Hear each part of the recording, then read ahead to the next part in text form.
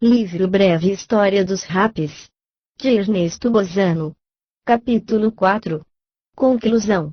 Chegado ao término da minha tarefa, e querendo resumir e concluir, observo, antes de tudo, que esta breve classificação de fenômenos aparentemente elementares, como são considerados os golpes mediúnicos, serve para demonstrar como o professor Richet tinha razão ao considerá-los um dos mais belos fenômenos da metapsíquica, acrescentando que a história dos rapis, golpes, parecia tão interessante que era de augurar-se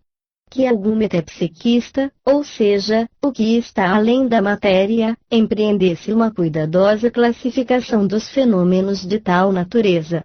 E, na realidade, a presente classificação, embora sumária, serve para demonstrar como os fenômenos em questão, na aparência uniformes e monótonos, assumem, ao contrário, variedades de manifestação e se produzem em situações de ambientes tão variadas que resultam tão interessantes e sugestivos quanto qualquer outra categoria de manifestações metapsíquicas. Vimos, demais, que o próprio fenômeno assume, às vezes, modalidades de manifestações imponentes, até mesmo terrificantes, como na categoria dos fenômenos de assombramento, mas que também assume, muitas vezes, significado teoricamente bastante eloquente, no sentido espiritualista, na categoria dos fenômenos telepáticos, para tornar-se, finalmente, variadíssimo, instrutivo e importante, tanto no sentido teórico quanto no prático.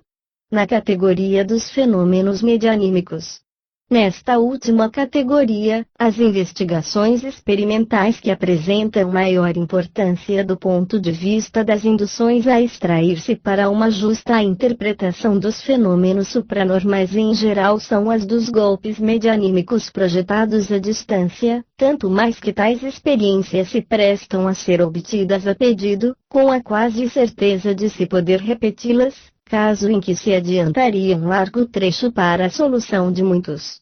problemas metapsíquicos.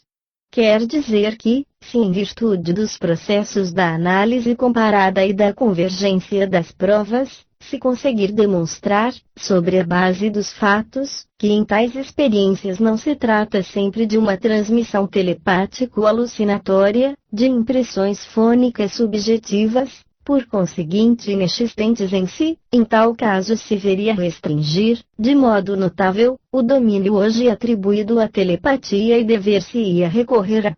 uma hipótese mais concreta, que seria a de Mears, segundo a qual em tais contingências se trataria de projeções, à distância, de um centro fantasmogenético real, o qual, porém, não seria um fenômeno de bilocação, mas implicaria, antes, a possibilidade de uma cisão inicial da personalidade humana sensível e consciente, logo uma primeira fase do fenômeno de desdobramento entre o corpo etéreo e o corpo somático.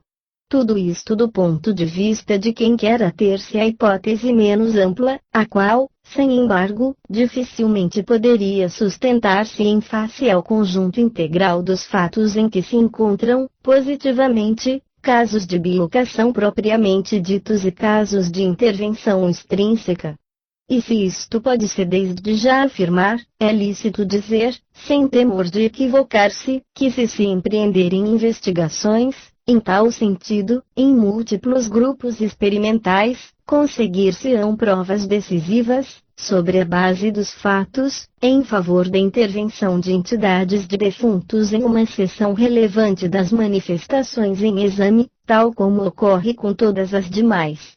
Sentir-me-ei muito satisfeito se a presente monografia servir de incentivo para orientar as pesquisas dos grupos de pesquisa no sentido de se fazerem experiências de projeções à distância dos golpes medianímicos. Fim do livro Breve História dos Rapis, de Ernesto Bozano. Caro amigo, se você gostou deste livro e tem oportunidade de adquiri-lo, faça-o, pois os direitos autorais são doados a instituições de caridade. Muita paz.